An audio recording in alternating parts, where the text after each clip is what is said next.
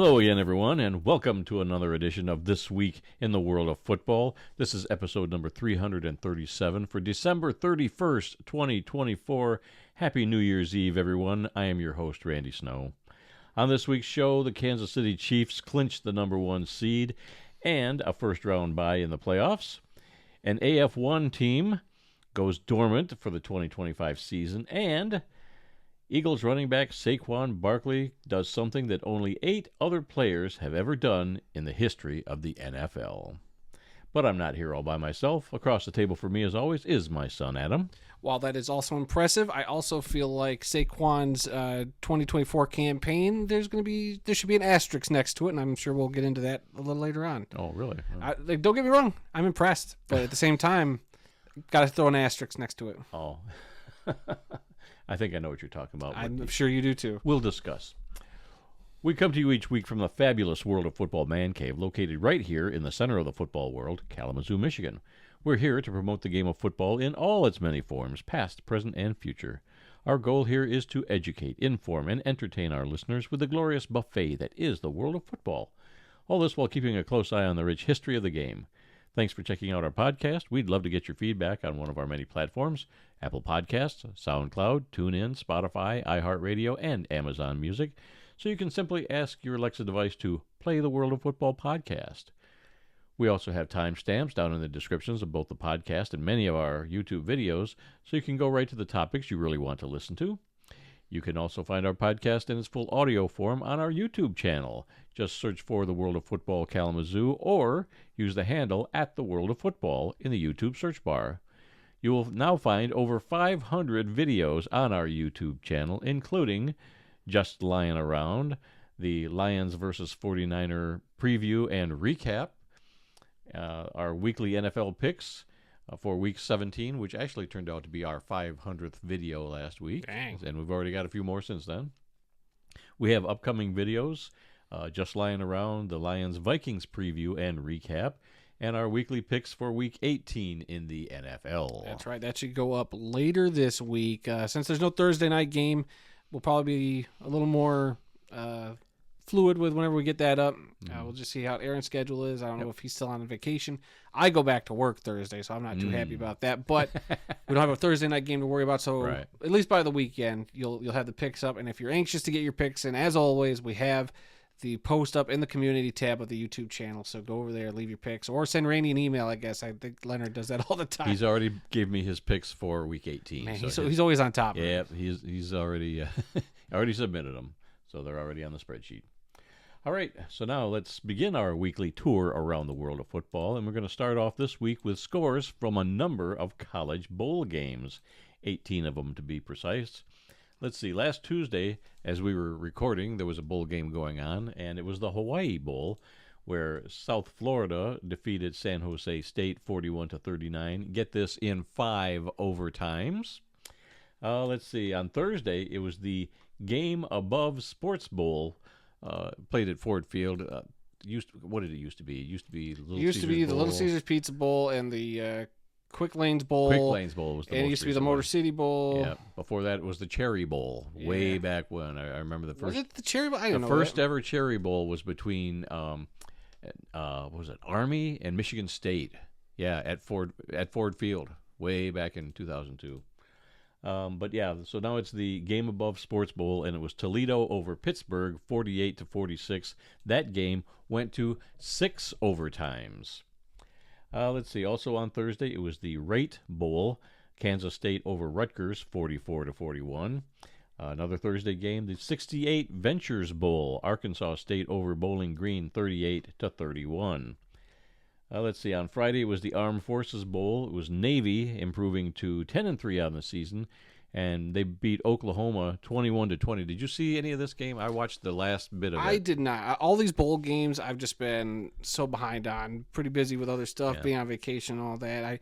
I haven't had as much time to sit around and watch football as you think. Well, I did want to see this one because I wanted to see Navy do well and end with a win, and they did. But the way this game ended, Oklahoma went for a 2-point conversion with 6 seconds to win the game. They could have tied it and sent it to overtime, but they decided to go for the win, and They did not make the 2-point conversion, and that was it. Navy hung on for a 1-point win. That was a sellout game, too. It was played at TCU Stadium. 46,000 people were there at that game. So congratulations to Navy. Really glad to see Navy and Army doing real well this year. Yeah, we'll talk about that in a second. Yeah. Let's see. So that was the Armed Forces Bowl. Friday, it was the Birmingham Bowl. Vanderbilt over Georgia Tech, 35-27. The Liberty Bowl was played. Arkansas over Texas Tech, 39-26. The Holiday Bowl, number 21 Syracuse over Washington State, 52-35. And also on Friday, it was the Las Vegas Bowl, USC over Texas A&M, 35-31. And the bowls just kept coming. On Saturday of last week, it was the Fenway Bowl in New York. UConn over North Carolina, 27-14. The Pinstripe Bowl, believe that was also in New York. I'm not sure where these were played, but I didn't watch any of them. Pinstripe Bowl, Nebraska over Boston College, 20-15. It was the New Mexico Bowl, TCU over Louisiana, 34-3. The Pop-Tarts Bowl, everybody's favorite. This has now become an American institution. This thing's only been around for 2 years now. Yeah, I think this is the second year. It's the best trophy. It is the best gimmick. The highlights alone from just watching the Pop-Tart Bowl were crazy because I didn't watch this game live. This was one I'm gonna have to tune in every year now. The Pop-Tarts Bowl has now become the can't miss bowl game just for the sheer Pop-Tart shenanigans that get placed during this game. Like, did you see the border around the field? Like, typically the white border they have around a football field, but they added sprinkles to it. So it looked like a Pop-Tart. When they unveiled what 3 Pop-Tart mascots they had, it was just over-the-top awesomeness. Like, they came out with a foil on, and then the mascot would rip it off like Superman and unveil what flavor Pop-Tart they were. And then the MVP of the game, I guess, got to pick which of the 3 flavors got to go into the toaster and then come out for the team to eat, which was a fun gimmick. So I forget what it was, like cinnamon roll Pop-Tart or something? Frosted cinnamon or something. Yeah, frosted cinnamon, and it goes at the top of the toaster, gets lowered down into it, and then it gets shot out the chute. Yep. Obviously, they're just swapping out the real mascot for this huge giant, pastry or whatever, and the team gets to dig into it. So it has become something else. And then it turned out the game was great too. Well, I didn't watch any of the game. I have seen no highlights of the game that I know of, but I did watch the highlight of who got picked, which Pop-Tart got picked, and going into the toaster and coming out. It was great. That's the only highlight. But the game itself, I mean, Iowa State, obviously, with the win 42-41 over Miami of Florida. I guess Miami's quarterback, Cam Ward, the hot prospect from Miami, pulled himself out of the game, said he wasn't going to go back in. He got his record and just I'm good. So kind of left his team hanging. So that he caught a lot of flack for that. I guess I can't blame him. You're getting ready for the NFL. I won't say it's a pointless bowl game, but at the same time, you were chasing your stat, got your record, and then I'm done. So I don't know if I like that or not. Yeah, I don't. But I mean, it is what it is. But Iowa State with a win. I mean, shoot, 83 points total in this game. The Pop-Tarts people got to be real happy about that. All right, let's continue. We got more bowls games to talk about here. Also on Saturday, the Arizona Bowl, Miami of Ohio over Colorado State, 43-17. The Military Bowl, East Carolina over NC State, 26-21. The Alamo Bowl, BYU over number 23 Colorado, 36-14. I did watch some of this bowl. What a man! So Colorado's been hyped up all season, and I saw some stat that said they were 1-8 against conference opponents or something crazy like that in Deion's couple years. They haven't really beat any ranked teams, yet they had all this hype behind them. They go into this bowl game as a favorite, and they lost, bad, by the way. So, I mean, look, I don't know. Colorado's still got a ways to go. Yeah. I'm not saying they're terrible, but overhyped is definitely the word. We'll see what Deion does next year, if he even comes back. Does he go to the NFL now? That's going to be the big question. So, well, he walks out, to the sidelines with his arms around his 2 boys, and that was his last time doing that. So he was talking to a reporter afterwards, and he was crying. It's the last time I'm going to do this with my boys, and so it's very emotional for him. We'll see. I mean, I like I said, I will give Deion all the credit in the world if he sticks to his word and comes back to college. But it would not surprise me one bit if he jumped to the NFL. If Dallas comes a calling, I think they threw a bucket of money at him. Several teams will probably make offers. Or if he knew what team was going to really get Shedeur, yeah. Oh, for sure he'd go to that situation if he could. I mean, it's not set in stone yet, but who's the favorite to get the number one pick? I think the Patriots right now. Is it the Patriots? Patriots right now are sitting at the number one pick. Yeah, we'll talk about how the Giants screwed themselves out of the number one pick. So, but yeah. All right. And then finally on Saturday, it was the Independence Bowl, number 22 Army, improving to 12-2 by beating Louisiana Tech. That was the team they threw in at the last minute. Yeah. They were like 5-7. A terrible record. Yep. But they got beat. Army won 27-6. And this also marks the first time ever that both Army and Navy have both won 10 games in the same season. Yes. So that's very impressive. Doesn't seem. I thought that was a strange stat, but it makes sense. Well, you would think that back in the 40s when Army and Navy were they didn't play over 10 games though. That's the thing. Well, back when they were only playing 8-game, 9-game schedules. Mm-hmm. Nowadays, I mean, it's you played 12, 14 games now, but when I saw that, it made a lot of sense to me. I was like, you know what? That is weird that they've never both won that many games. Because, I mean, they haven't been great in the last 20 years. Right. So. Yeah, but I thought maybe back in World War II days, they were, back when they were really good, 40s and 50s, that it might have happened. But I guess not. Let's see what else we got here. Monday, it was the Music City Bowl, number 19 Missouri over Iowa. 27-24, and then we have a slew of games going on right now as we speak. The ReliaQuest Bowl, Michigan and Alabama is going on. Also today it's the Sun Bowl, Louisville versus Washington, the Citrus Bowl, South Carolina versus Illinois, and the Texas Bowl, Baylor versus LSU. So we'll have all those scores next week. Yeah, and I've got the Michigan game on my phone right now, just on silent, just kind of keeping an eye on it. So last I saw, Michigan was driving. They're still up 16-10, so over Alabama. Okay. So and there's more today too. I'm excited to see if I can catch any of the Fiesta Bowl tonight. So yeah, that's kind of a cool tradition to be able to watch a little college football bowl game on New Year's Eve. Yeah, I mean, but for me, I'll be at a friend's house. That's our tradition. We go out to a friend's house New Year's Eve. I got food I'm bringing, so I'll probably be cooking. I'll probably have a game on my phone. Because they're not sports people, so I'll have to sneak away and look at my phone and watch the game on my phone, which is fine. But yeah, so the college football playoff quarterfinals start tonight. The first game, that Fiesta Bowl, number 3 Boise State will take on number 6 Penn State. I'm very interested in this game. Of all the games I think could be an upset, I think Boise State maybe. We'll see how the running back, we'll see. The running back, the Heisman runner-up does. Was it Ashton Gentry? Yeah, Genty. I always mispronounce his name. See how he can handle that Penn State defense.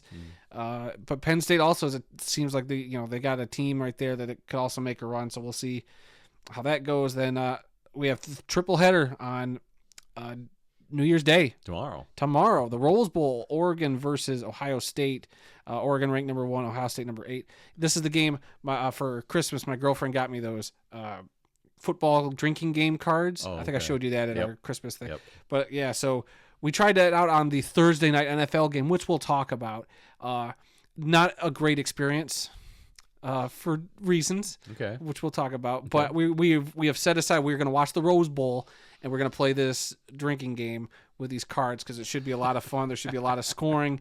So we'll see how that goes. Then also the Sugar Bowl, number 2 Georgia taking on number 7 Notre Dame. This should be a heck of a game. That should be a good one, yeah. I'm very interested in that one. Both those games, the Rose Bowl, Sugar Bowl, should be awesome games. And then another possible upset I could see is in the Peach Bowl, number 4 Arizona State taking on number 5 Texas. I think Arizona State could be a dark horse to win this game. I'm not saying the whole thing, but I think Texas looks vulnerable. So we'll see how that ends up for the college football playoff. And then that sets up the next round, the semifinals, which, I mean, hopefully this round is a lot better than that first round of the playoff. Round, yeah. Couldn't get much worse. And by the way, Michigan is currently up 19-10, so they had a field goal. All right, and then next weekend, you've got a couple of championship games. The Division III National Championship game on next Sunday, January 5th. The Amos Alonzo Stag Bowl, Mountain Union Purple Raiders versus the North Central Cardinals of Illinois. And that game is going to take place in Houston, Texas. And then next Monday, it's on the January 6th, it's going to be the FCS National Championship game in Frisco, Texas. Number 1 Montana State Northern Lights, I love that name, versus the number 2 North Dakota State Bisons. So that's it for all the college football scores going on right now. So let's turn our attention now to the NFL. We're going to talk about, or Adam's going to talk about, Yes. Week 17. Yeah, what a NFL. crazy weekend of football. Lot happened. We had the Christmas Day game, so not starting off on Thursday. We're starting off on Wednesday, Christmas Day, where we had the highest streamed games of all time on Christmas Day, I believe, is what they came out and said. The numbers fluctuate because they did say at one point it reached about 65 million U.S. viewers according to the Nielsen ratings, but that just means somebody tuned in for a minute and you hovered over the thing and it played for you, so count that as a view. So at one point it got up to 65 million, but the safe bet is saying that it was about 21, 23, I forget how many million, but it's the new streaming viewership record, Right. but it's down from last year's network Christmas Day games. So take that for what you will about the Christmas games being on streaming as opposed to on a network. I think while it's good to be on a streaming service like that, especially like a Netflix where everybody's got it, I think having it on an actual broadcast network does you a little bit more favors. It's only good for the NFL because they're making money hand over fist. That's and true. And I think the reason for all the big ratings, especially, was the Beyonce halftime show. I didn't watch any of that, but I didn't watch any of it either. I didn't either, but I did look on Netflix because my girlfriend and I were watching the new Squid Game season. We started that up, and they had you could watch the halftime show. It was like a standalone thing you could click on. Beyonce's Texas halftime. I forget what it was called. It's got a special name. Yeah. Damn, she looks good though. There was a report on the news just today. There's a company owned by a couple of sisters in Los Angeles that made the cowboy hat that she wore. Oh. And so they are inundated with orders now. People want to see what their products are, and they've got a replica of the Beyonce hat. So if you're really into that, you might be able to snag one. Yeah. Okay. Any other new LeBron James? Oh yeah, he said that Christmas Day belongs to the NBA. Well, Yeah. Sorry, LeBron, your 5 million views on your game is nothing compared to the NFL. Sorry. I'm sorry. I would like to say that, LeBron, you are right. You can have Christmas Day. Give it back to people and their families, because I don't watch NBA on Christmas Day, and I don't need NFL games on Christmas Day either. Thanksgiving's bad enough. Well, bad enough. What are you talking about? As a Lions fan, we love Thanksgiving Day football. I know, but my wife does not. So that's always a big bone of contention there. Watching the game and eating around the game, not during the game. Look, I think it's weird. I think if Christmas falls like in midweek like this, I wish they'd stay away from it. Yeah. I don't mind. Like if it was like on a Thursday or Friday or Saturday, I could see it. Do a Christmas game, or the Sunday, maybe you adjust it and you don't do everything on Christmas, but you do a couple games on Christmas, then you move the schedule around. But regardless, let's actually talk about the scores on the games. Did you watch any of the two games on Netflix? No, did not. Okay, I watched a bit of the first game. I didn't catch any of the Baltimore-Houston game. But the Kansas City Chiefs defeated the Pittsburgh Steelers 29-10. So after we opened our presents and sat around, and my girlfriend was doing some food prep for our Christmas party that evening, the Chiefs won 29-10. And I thought the broadcast was pretty good. The only streaming issues I ever had was, I think, initially firing it up. It seemed like everything else went good. I didn't catch any of the pregame. I kind of just caught it right before kickoff and went from there. I thought it ran pretty smooth. I didn't have any other issues with the stream. So Netflix at least held up their end of the bargain there. And the Chiefs just looked like the best team in the NFL. I hate to say it, and you hate to see a team who's already won 2 straight Super Bowls still looking this good. But I thought the Pittsburgh Steelers would give them a run for their money, but the Steelers just couldn't get much done. Russell Wilson made a couple crucial errors. And the Chiefs just dominated, and they won. I guess they won some sort of Mahomes and Kelsey got Christmas jackets or something at the end of the game. I don't know what that was all about, and I don't care. Let's see, and then moving on. Oh, and then Andy Reid, I guess, dressed as Santa Claus in the locker room. Then the second. Oh, that Texans Ravens score. When I saw that, the 31-2. Well, we're about to get to the Texans. I'm literally about to jump to this game. So yes, I thought you had already glossed over that. So no, the Baltimore Ravens, as I'm transitioning into the second game, defeated the Houston Texans 31-2. A game in which Randy thought for sure was a scoregami. He texted me, and I had to send you back that this is not the first time an NFL game has ever ended at 31-2. As a matter of fact, I think this was the third time it's ever happened. And NFL, I wouldn't have thought so really either. Weird, yeah. I thought it would have been a scoregami, but who would have thought that the one score the Texans would have had was tackling Derrick Henry in the end zone for a safety. That's it for Houston. Man, they wore their god-awful Houston uniform, like the red ones? H-Town. No, the H-Town uniform. Oh, that's right. I did. They wore those ugly uniforms. Ugly H on a black helmet. Yeah, I don't like that really at all. Navy blue. Nope. Yuck. bad. But the Ravens got the win. I did not watch any of that game. What I did sit through, unfortunately, while playing a drinking game, was the Seattle Seahawks defeating the Chicago Bears on Thursday Night Football 6-3. You know what was also 6-3? When the Seattle Mariners defeated the Chicago White Sox 6-3 in July. So it was like a baseball score. Wow. This game was boring as heck. None of these teams could do anything. I tuned into a little bit of that, and I was bored to death. And so this drinking card game we got. There's different cards. My girl. So you each get 5 cards, and whenever something happens, you do what it says on the card. Like you take a drink, or you take a shot, or you take 2 drinks or 3 drinks, depending on what the card says. Yeah, or the rarity of what that play is. Like my girlfriend got a slew of cards in the first half because it was like, anytime they show, or if they show the announcers, so she got that card, or they show an aerial view of the stadium, so she got all the good cards. While I'm sitting there with throw a 20-yard pass, throw a 4th down conversion. I'm just sitting here with cards like all night. She's finished her drink, and I'm sitting there like I've barely touched mine because this game has been so bad. And it wasn't until like the 4th quarter that I started getting it because they finally had to go for 4th downs. They finally were throwing the ball down the field trying to make plays, and I ended up winning the card game, but it was just the most boring, terrible game ever. The worst game to do that to. But, I want my money back Thursday Night Football from that game. All right, then we had a triple header on Saturday. I don't know if you caught any of the triple header. I might have watched one. I think I watched part of the Rams game, the last game. Okay, we'll get to that one in a second then. It opened with the Chargers spanking the Patriots 40-7. I didn't catch any of this, but the Chargers hanging up 40 points is pretty impressive. This was a great game. I caught the end of this one. The Cincinnati Bengals defeated the Denver Broncos 30-24 in overtime. This game was back and forth. Joe Burrow looked awesome. The Broncos were hanging in there, making it a game, but Joe Burrow just willed that team to victory. And then the third game, the Los Angeles Rams defeated the Arizona Cardinals 13-9. The Cardinals had a chance to take the victory, but the ball bounced off of that tight end's helmet and got intercepted by the Rams. Yep, I saw that play. That one was brutal. Yeah, I watched most of that game that evening, and that was a hell of an ending. Yeah, I was almost rooting for Arizona because it really looked like I was rooting for Arizona win that game, but wasn't meant to be.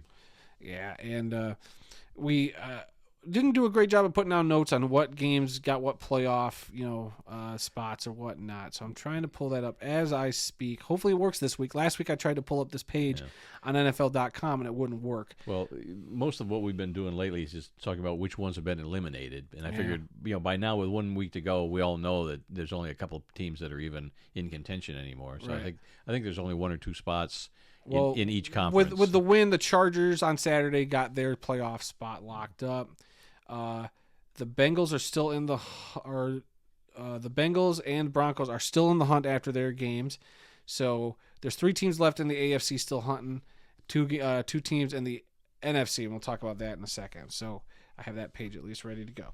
All right, then Sunday saw the New York Giants play their way out of the number 1 overall spot in the NFL draft by defeating the Indianapolis Colts 45-33. I think I picked the Giants to win this week in our picks. I did not see it like this. The Giants it's like they didn't want the number 1 pick. It's like, we don't need a quarterback. What are we doing? Yeah. Like, you guys do. Yeah, we know what we're doing. We got rid of that Saquon Barkley guy who was dead weight on our team. Oh, boy. So it was just a rough, man, if you're a Giants fan, like what a terrible win to get. Yeah. And then the Colts, I don't know if you heard anything about the Colts. Pat McAfee put a scathing tweet out there about the Colts and their poorly run organization and their team and their culture and all that. So I don't think he might have caught a little flack, but he's just trying to look out for that team. And there's a lot of stuff, I guess, behind the scenes there. That team, who also, last I checked, they got eliminated from the playoffs with that loss, so it didn't help them. Aaron Rodgers pulled himself out of the 40-14 loss to Buffalo. They were down 30-0, I think, and he pulled himself out of the game. Then the backup came in through 2 touchdowns. So, Aaron Rodgers, you are never not a soundbite. He's done. He's done in New York, and I don't think anybody's going to pick him up. I heard that Garrett Wilson, the wide receiver for the Jets, supposedly, if Aaron Rodgers comes back next year, he wants a trade out of New York. So, if that's even true. Along with every other guy on the team. So Buffalo, big win there. Again, another game. We had a lot of 40-point scores this week. That's the third one, Buffalo there. Jacksonville beat Tennessee 20-13. Las Vegas, the Raiders defeated the Saints 25-10. The Tampa Bay Buccaneers, behind the power of a stray duck, defeated the Carolina Panthers 48-14. Did you see that? I did see that highlight. And I love the logos that have come out. They've like swapped the Buccaneer skull out for the duck skull, or the Mighty Duck skull, which is pretty great. The Duccaneers, as they've been calling them. Crazy. That was a wild play there with the duck on the field. Then I watched a little bit of the Philadelphia Eagles throttling the Dallas Cowboys 41-7. A note from this game. The third string quarterback had to come in. I forget his name at the top of my head, but the third string quarterback came in. Oh, for Philadelphia? For Philadelphia, because backup quarterback, because Jalen Hurts is out with a concussion. Right. So the Kenny Pickett, their quarterback right now, their second stringer, he got hurt during the game. So the third string guy came in, threw a touchdown, his first ever touchdown pass in the NFL, and A.J. Brown, the receiver who caught it, threw the ball up into the stands. And then when he was going to the sidelines, realized, oh, crap, that was his first touchdown pass. So he went and told the guy in the stands that he would give him his jersey for the football after the game. So the fan was really nice and was like, yeah, dude, I'll trade this football for a signed jersey. You kidding me? So that was a cool moment. I did see that highlight. That was a cool moment. You know, we rag on Phillies fans for being kind of mean. Yeah. I wonder if it'd be different if they were down in this game, or if the guy still would have been like, nah, I got you. Let's swap ball for jersey. So that was a cool moment there. And obviously the cool moment during the game was running back Saquon Barkley becoming the 9th player in NFL history to rush for over 2,000 yards in a single season. I think he was at 2005. You got 2004 here, but regardless, he still needs a little over 100 yards next week to surpass the NFL all-time record of 2,105 yards set by Rams running back Eric Dickerson in 1984. Now, I said at the top I want to put an asterisk next to what he's been achieving. And look, this was game number 16, week 17, game 16. Right. He got 2,000 yards, so don't get me wrong, a heck of an achievement. Right. But you got to throw the asterisk next to if he breaks Dickerson's record, because, I mean, all these records change all the time when you expand the season. I get it. Right. But there's even some of the records that we've already had should have asterisks next to them, because other guys did stuff in 14-game seasons. Now, it went from 16 to 17 games, so you have that extra game to pad stats. So, I don't know. While it's impressive, it's also like you had an extra game. Dickerson didn't have an extra game. Yeah. I don't think Dickerson had 3 extra games. Well, OJ did it in 14 games. Yeah, 2003 and 14 games. So on the spreadsheet on our website, I'm in the process of updating it because you've got Ashton Genty over 2,000 yards. So I'm adding him to the college area, and then in the pros, I'm going to add Saquon Barkley. So I just got to wait and see what he ends up with. But he's a 2,000-yard rusher in college and NFL this year. So that's pretty rare. It is very rare, and I don't know when the last time something like that's happened. So I don't know, but that's still pretty cool. Yeah, it is. So we'll see what he does next week. Do they sit him? They already know they're locked up at the number 2 seed. So does he pad the stats? Does he get it and sit out? Yeah, I saw a headline where the coach said he's not sure what he's going to do yet. If he's going to play him or not play him, or let him try him for the record, or put him in long enough to get the record, then yank him out, or I don't know. We'll see. The Miami Dolphins defeated the Cleveland Browns 20-3. The Minnesota Vikings beat the Packers 27-25. The Packers way to help the Lions out. Yeah. Thank you. Thank Green you for Bay, nothing, Green Bay. Nothing. Yeah. You rotten Packers. I watched all this game, and I thought Green Bay looked terrible, like the whole game pretty much till they came back towards the end, and I knew they wouldn't pull it out. I was like, well, now you decide to start trying to come back. Like, goodness gracious, they couldn't do it. So we'll talk about the Vikings a little more in a second. Then the Sunday night game was pretty entertaining. Also went to overtime as the Commanders defeated the Falcons 30-24. That locked up a playoff spot for the Commanders and keeps the Falcons on the bubble now because it's between them and the Buccaneers for that last spot in the NFC. Yeah, that was overtime game, wasn't it? The Washington game? Yep. Riley Patterson, the kicker for the Falcons. He's used to play for the Lions. He's kind of played for a couple teams this year because of injured kickers. He missed like a 53-yarder or something big, and just short of the goalpost. That would have given the Falcons the lead, I think, at the end of the game.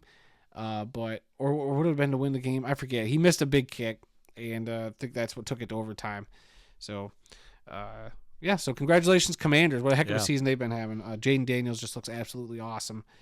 He's probably locked up Offensive Rookie of the Year. Yeah, our buddy Mike is a happy Commanders fan right now. I bet he is. He's all excited about that. And then Monday Night Football in a meaningless game. The Detroit Lions defeated the San Francisco 49ers 40-34. First half, not great. Yeah. Second half, a lot better for the Lions. But we haven't even talked about this game. Yeah, it was very frustrating. They'd go down and score, we go down and score. They'd go down and score, we go down and score.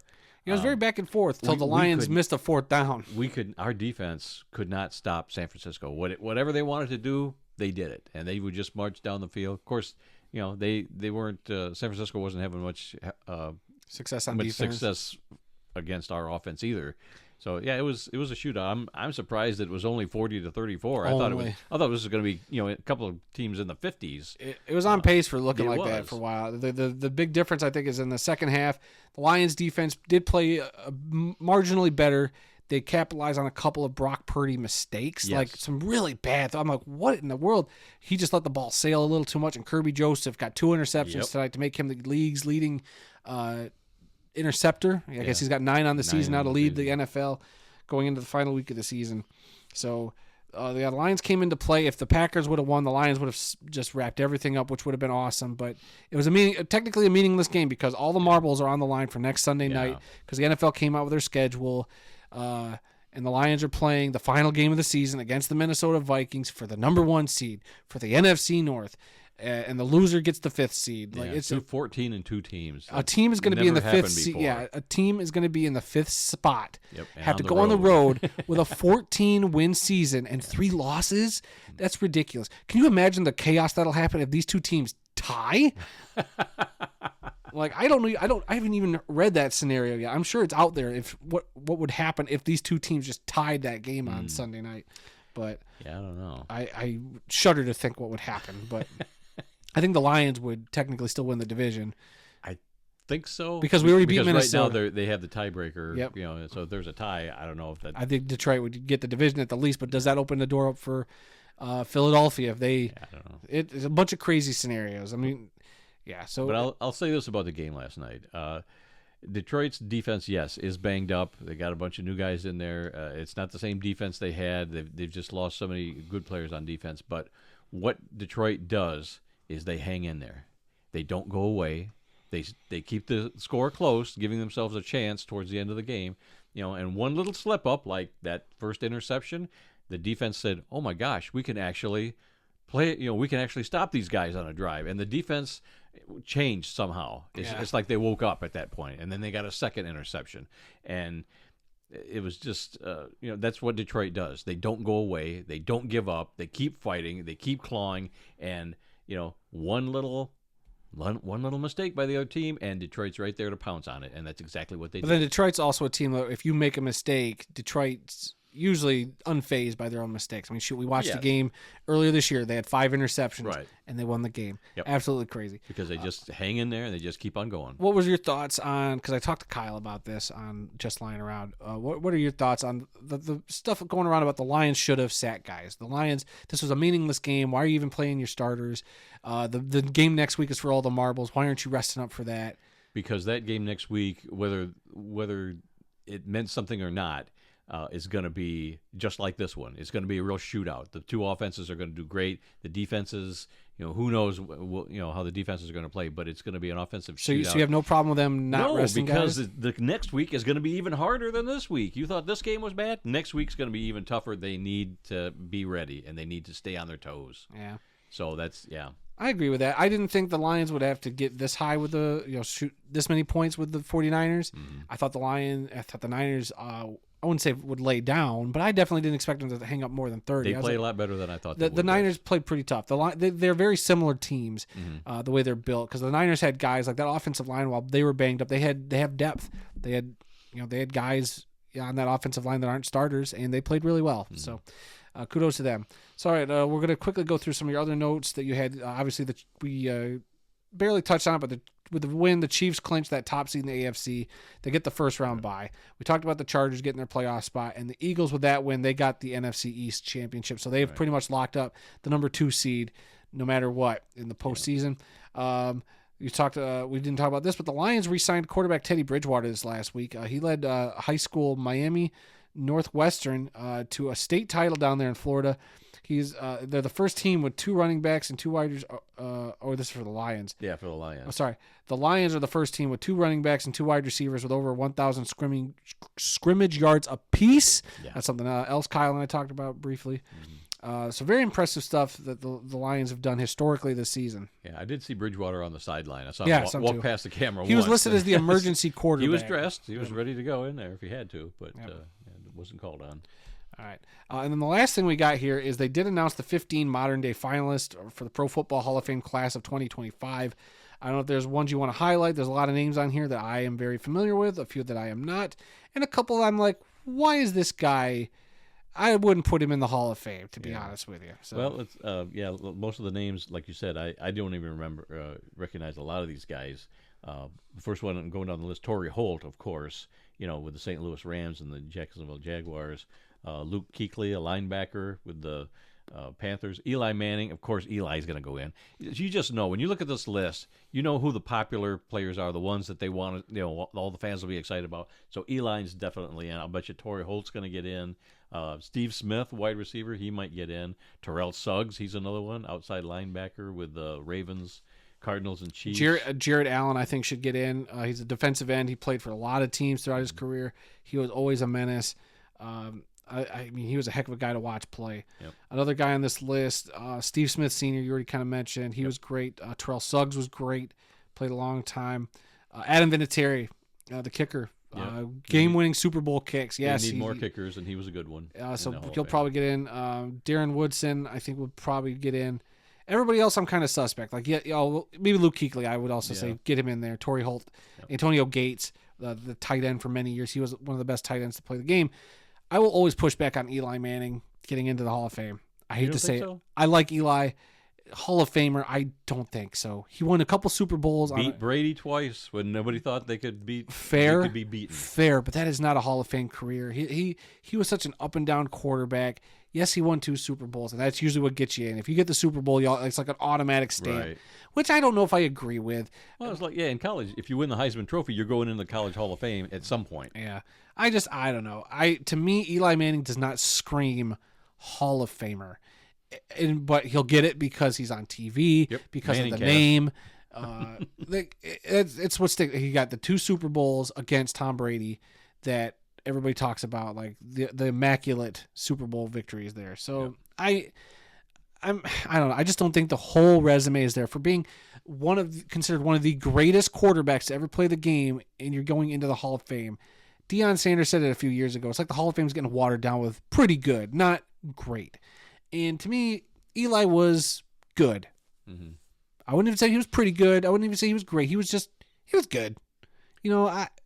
Borderline terrible sometimes. Because man, I don't know if it was the team around him, but I just was never fully impressed with Eli. Some of those years, he was almost run out of New York. Shoot, they benched him, during his streak. They didn't even respect him enough to let him get his streak or whatever, keep his streak alive before you knew they were going to can him. So I don't know.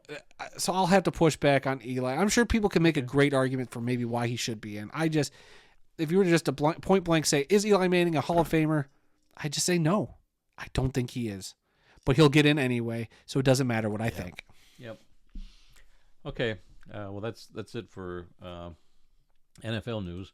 Let's talk about some more happenings in the world of football. We're going to turn to the National Arena League. They came out with new division names and re-announced their schedule. Yeah, because they lost a team or two. Yeah, they're going to have a national division and an American division. And the national division is going to be the Amarillo Dusters, Colorado Spartans, Idaho Horsemen, Omaha Beef, and Sioux City Bandits. And then in the American division, it's going to be the Beaumont Renegades, Carolina Cobras, Columbus Lions, Shreveport Rougarou. Rougarou. Is it Rougarou? It's Rougarou. Oh. And the Wheeling Miners. So that's 5 teams in each division. I was watching like a Bigfoot show the other day, and they actually talked about a Rougarou, down in the swamps. So they actually said you would find a show about a Rougarou. It's like a wolf man kind of thing in the swamp or something. I'm not sure. But anyway, that's right up your alley. Yeah, it is. So there's going to be 4 teams out of the 10 are going to make the playoffs this year, with the top 2 teams in each division going into the playoffs. And so it'll be 2 playoff games, 1 playoff game, and then a championship game. Let's see. Their season will begin on March 8th. It was originally scheduled to start March 2nd. Yep. But the season will end on May 31st. Yeah, the regular season, then the playoffs will start. So in a couple weeks after that. And here's a real shocker. In the AF1, the Wichita regulators set out a press release saying that they are going to go dormant for the 2025 season, but they do plan to return to the AF1 in 2026. That puts the AF1 down to 11 teams right now. My question is, will the league try to add a 12th team? Because right now, as of our recording this on New Year's Eve, the league has not officially put out a press release about that team going dormant. So what are they going to do? Are they waiting to see if they can slide another team in real quick before they redo the I think this is schedule? news that they would have liked to have not have put out there before the holidays. Oh, yeah. I'm sure all those guys are on vacation. I mean, our buddy Steven Titus is out there. I saw some nice vacation pictures of him at the beach. So that's right. I did see it. And with his championship ring. He's my buddy, not yours. Your buddy. Sure. I guess Steven and I can't be friends. But so I'm sure they're all on vacation. They're just the holidays. So I think it was a bad time move by Wichita to send that out. Yeah. Even if that was the plan from the beginning, if you're the league, you would have liked to have gotten out ahead of it. Mm-hmm. But we'll see what happens. There was a couple of the teams that they said weren't going to compete this year that they said weren't ready. Right. I wonder if Mexico and who was the other one? I forget the other one. Oh yeah. So Mexico and Stockton. Stockton, yes. So we'll see if something changes there. If maybe they go, okay, let's try to help them speed up the process and get them in. Right.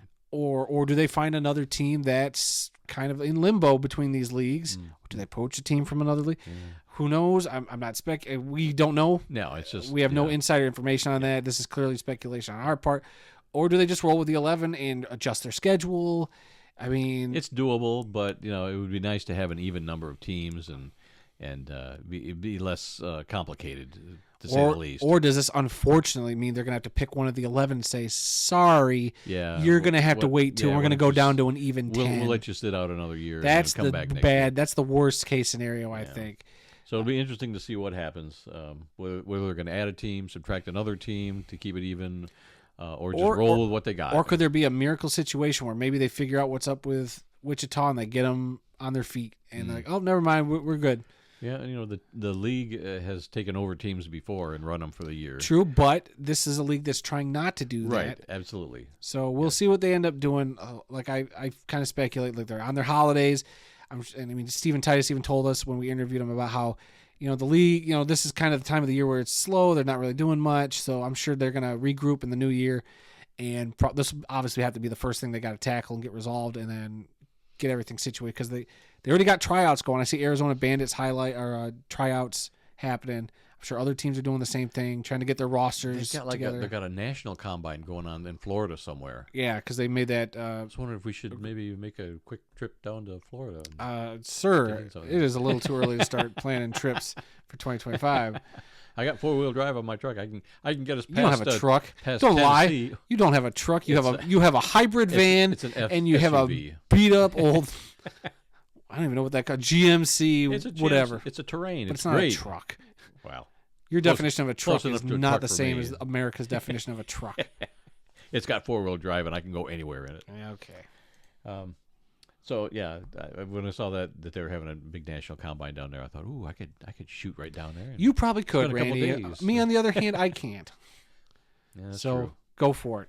Yeah, must be. Yeah, it must be nice to be really retired. Suck to have to be working. And it sucks to be unretired. Yeah.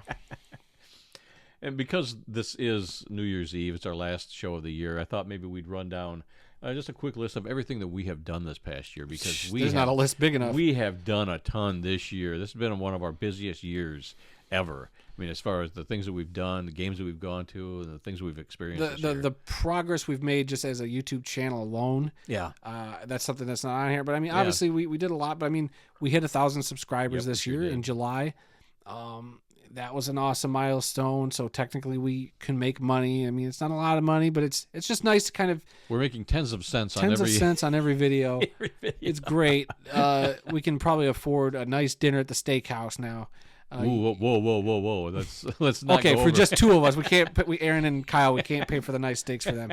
But no, like it's been nice. The YouTube channel has grown. We've made a lot of awesome new friends this past season. I mean, Trey from Off the Wall is somebody that comes to mind because, I mean, when I first saw his videos popping up, and we kind of would interact on X, during the season, and then just kind of one thing after another, and it was just like, hey, do you want to maybe come on and talk about indoor football? And it turns out he's kind of been a fan of us, and we became quick fans of his work, and he's continuing to do awesome stuff. So we've done each other's shows, something for each other's channels. And we're talking about the future, and there might be stuff down the road we could maybe get into at some point, but very exciting stuff. And obviously you meeting an owner of an AF1 team is pretty cool and becoming best friends with him. I'm still waiting for the Orlando Predators owner to get back with me. Just kidding. I haven't slid into his DMs yet. Dueling owner friends, huh? Okay. Maybe I need to do the Wilkes. I heard that guy is cool. I might just slide into his DMs. But so we met them. I mean, it was so surreal. And we'll talk about this game too, I guess. But when we went to like the UFL game in Detroit, having somebody go, World of Football, I know you guys.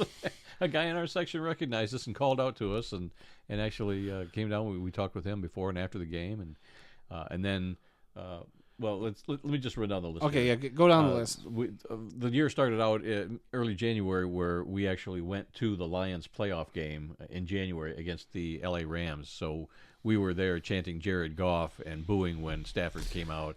Just a hell of an experience. It was like 11 degrees outside. It was such a cold walk to that stadium, but just a great atmosphere inside that stadium. One of probably our football moment ever. Favorite football. I mean, it used to be the 2001 Arena Bowl in Grand Rapids. It was like just between the game, the atmosphere, just what it meant.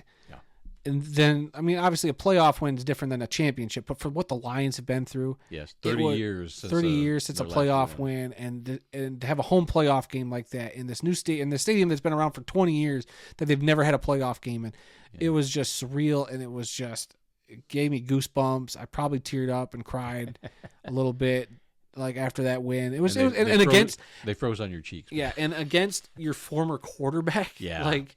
That was something else. That'll be one of the games we'll always remember. Yep.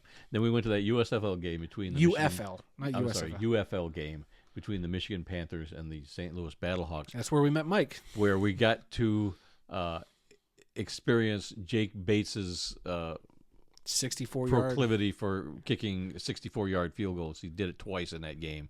He had to redo it because they called a timeout just as he was kicked the first one. Nailed it, and then he nailed it again. On a second try. And it was even longer the second time. And immediately we were like, Brad Holmes signed that kicker. This guy needs to be signed. And look where he is now. Yep. And they just had a UFL commercial the other day, right after, it was during the Lions game, and it was right after Bates kicked a field goal. They had a thing about him saying, I wonder where he is now. Yeah. That was pretty cool. But yeah, you and I went to the Western New York chapter of the Pro Football Researchers Association meeting they had last year. Yep. You've done that 2 years in a row now. Yep. And that's always a fun time. You meet a lot of Buffalo Bills fans, but they're still pretty cool. It's some former Buffalo Bills players. Yep. They bring in a lot of good speakers. Yeah, it's a very exclusive club, but it's always a lot of fun. It is. It's great. We went to day 3 of the NFL draft in Detroit. Because of your work schedule, it's kind of hard to go to Detroit on a Thursday night or Friday night. So we went on Saturday. We spent all day there. Which was probably for the best, because while it was still crowded, I think it was just a lot easier to kind of move around. Right, yeah. And being in the daylight, when you're not familiar with downtown. On a Saturday morning. Who's getting up on a Saturday morning? Yeah, we did. We did. But it was a little rainy, but it cleared up, and it was great. It was a great time. And we got autographs and pictures with Billy Sims. Yep. So that was Which awesome. you wouldn't have gotten had I not just paid for the football. And you were like, I just want a picture with him. I'm like, you're getting a signed football. And there it is sitting over there. It's not even in a case yet, but you got it. It's in a plastic bag, saying nice and clean. Next step is to get a case. I went to an arena game in Nashville, Tennessee against the Albany Firebirds, and you had to stay home and watch it on a streaming service. So you were a little upset about that you couldn't make it. Yeah, because we're supposed to go to the Minnesota Myth game, but they folded. The Yep. week we were playing or already got going to Minnesota. Yeah, so. I couldn't get a refund on the room, so we figured we'd just go anyway, and we wound up going to the Viking Stadium and taking a tour of that. So and we saw the Mall of America, which I'd been to before, but it was a fun weekend up in Minnesota. Very fun weekend. And we'll be back there again this summer. But yeah, then I went to Arena Bowl 33. When I heard they were playing it in a shopping mall, the brawl at the mall. I said, or in the I've mall. got to go there. I had been to 2 other Arena Bowls in my life, and it's always a good time, but this I knew was going to be really unique, and it was. It was an awesome time. People make fun of it, but if you weren't there, you don't know how awesome this experience was. So it was just a great time, and yeah, I had a good time. Drove there all by myself. We did a video on that. People can check that out. But yeah, it was a great time. Let's see what else was. We went to a Argonauts game, Toronto Argonauts. There's the big story about 2 years ago. We couldn't make it to the game because we got stuck in traffic, and this year we found out that we could take a train, which was like 2 blocks from our hotel, which was like I don't know a 20-minute train ride away from the stadium, and we jumped on there, went right to the stadium, had a great time. Took us right back to our hotel just about, and that was awesome. And then the next day we went to see Rosedale Park in Toronto, which is where the very first Grey Cup game was played in 1909. So we got our pictures taken with the historical marker that's in this little park there now. So many things that we did this year. I went to go visit the new grave of Newt Rockne. We've been to his old grave before, but they moved him across town. The family decided they wanted him to be buried on the campus of Notre Dame, not across town in another cemetery. So they secretly did that, and so I went and checked that out and got a picture with that. We went to a Western Michigan game here in Kalamazoo, which we always try to take in at least one every year. Got to see my first HBCU school, Bethune-Cookman. I didn't even realize they were an HBCU school. I just knew they were from Florida, and I know a guy that works in their public relations department. And I texted him that day and said, "Hey, are you here in Kalamazoo?" He goes, "No, I didn't make the trip." So I was hoping we could meet up with him in the press box or something, but it didn't happen. But still, we had a good time going to that game. We took in a high school game at your old high school. Yeah. For years and years, I've been trying to build a new high school football stadium behind the school. Even since I was going to school. Yeah, it's been 20 years ago. many years. And they finally got it passed. They finally got it built, and they opened it up for the last game of the season last year. And we weren't able to make it because of Aaron's wedding. We were down Thanks a in lot. Aaron's wedding. So we took in a game this year, and man, your old high school got demolished, thumped, 49-0 in that game. Yep. But the stadium was awesome. It's a nice stadium. It's really very nice. And our year really capped off with the 111th Grey Cup game in Vancouver. Just check out our video on that. That was such a good time, man. I'm seriously thinking about going to the Grey Cup next year now. Wow, really? I really am. Yep. We know a guy who lives in Winnipeg, PFRA guy. I haven't told him or haven't talked to him yet, but I'm seriously thinking about going. Whether you can make it or not. He caught the bug. Yeah. I had such a good time in Vancouver that I want to do it again. It's going to be a lot colder. I'm going to have to dress a little warmer this time. Yeah. But I think I'm going to do it. Wow. We'll see. We'll have to wait and see. Heck yeah. He caught the bug, everybody. Yeah. And that's been our year so far. And already we've got plans for this upcoming year. We're going to go to an IFL game and check out the new Fisher's Freight team down in Indianapolis. We're probably going to go to another Panthers game this year. I haven't decided. Yeah, the schedule isn't coming out for another couple of days. Yeah, they thought it was. People thought it was supposed to come out this last weekend, but we're still waiting. I think in 2 days the schedule is supposed to come out. Gotcha. But yeah, we'll pick out a game. Maybe that San Antonio team. That might be kind of cool to see them. Yeah. Come to town. But yeah, we've got Western New York PFRA meeting in April. I'm planning to go to that. I don't know if you're going to make that, but then you definitely want to make the national convention in Minneapolis this year. Yep. That's always a good time. So we've got that one planned. for sure. So and who knows what other games, Lions games, Western Michigan games. We'll see. With the way the Lions ticket prices are, it'll be tough. Yeah. But I did see the Lions are going down to Cincinnati, I think, on the road, and the Browns are coming back to Detroit next year. So I would almost go to Cincinnati to see a game, depending on what time of year that is. You know, Aaron's wife is from Cincinnati. Yeah. Her family's in the Cincinnati area, so that could be doable. What if we've got our passports now? What if the Lions are playing in London or Germany or someplace else? I would honestly consider it. Never been overseas to those countries, so I would do it. It's been a long time since I've been to England. You ready to put the World of Football visa down? And yeah, well, we'll see. I'll have to blow the dust off of that. At this point, anything. I mean, who knows? Right. Randy will just finally decide to. Because I'm up for anything. Now you're up for anything. Remember when you wouldn't even want to go to that playoff game? You're like, oh, it's too much money. But now that you've had the experience, you're just like, you know what? I want to keep doing it. You caught the bug. Yeah, I have. I hated to spend that kind of money. You know, Aaron bought the tickets, but I told him we paid him back. Of course, we all paid him back, but you know, he was just adamant that he was going to get tickets, and I just said, fine, I'll pay you back, and it was the best game of your life. It was awesome. He was so right. We needed to be at that game. Being the long suffering fans that we are, it was good to be there to have that ooze out of our pores that we're not losers anymore. We are winners. I mean, we're losers, but Lions fans aren't losers. We as anymore. fans are not losers anymore. So yeah. All right, that's enough about that. Let's finish off today's show. We got a birthday today. Halfback Hugh McElhenney, born on this date in 1923. He passed away in 2022 at the age of 93. Played his college football at the University of Washington. Was the 9th overall pick in the 1952 NFL Draft by the San Francisco 49ers. Played 13 NFL seasons. He was with the 49ers from 52 to 60. He was with the Vikings from 61 to 62, the New York Giants in 1963, and the Detroit Lions in 1964. He was a member of the 49ers' famed $1 million backfield, and the 49ers retired his number 39 back in 1971. He's a member of the Pro Football Hall of Fame and was inducted there in 1970. We do have two obituaries also this week. This is where we take a moment and honor those who've made the world of football a better place. The first one is that of Greg Gumbel, a sportscaster and NFL play-by-play broadcaster. He has passed away of cancer at the age of 78. Gumbel worked as an anchor on ESPN's Sports Center during the early days of the network. He also worked for the Madison Square Garden Network, CBS, and NBC. He did play-by-play for Super Bowl 35 in 2001. Gumbel worked games in the NFL, college basketball, Major League Baseball, and the NBA. He also worked the Winter Olympics, NASCAR, and the figure skating, World Figure Skating Championships. You couldn't watch any kind of sports without Greg Gumbel showing up somewhere. He was just everywhere, and he was so good. Great voice, just very professional.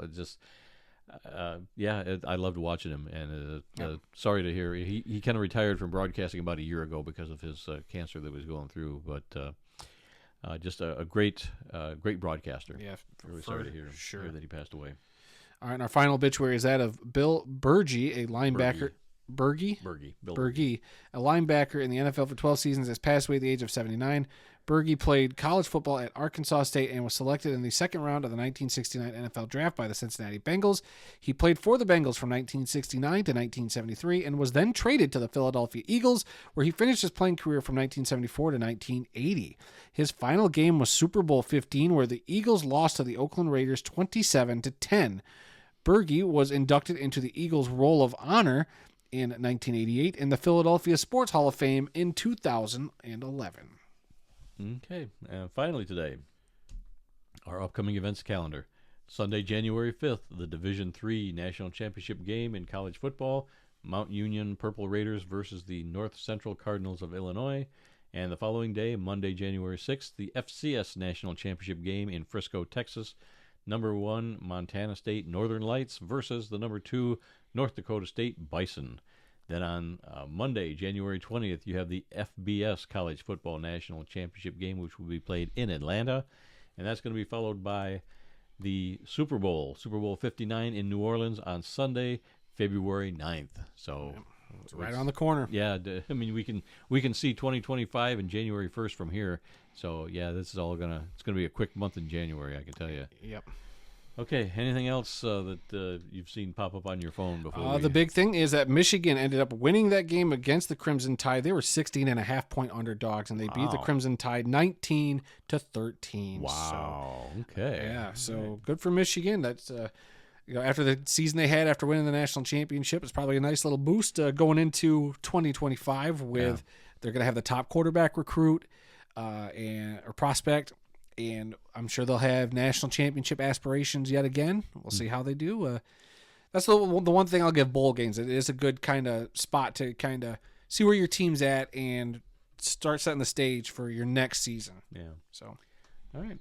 Well, that's all the time we've got for this week, folks. If you learned something during this podcast about the incredible amount of diversity that exists in the world of football, then we have done our job. Visit our website at theworldoffootball.com for news, links, upcoming events, original articles, videos, and more. Our email address is info@theworldoffootball.com.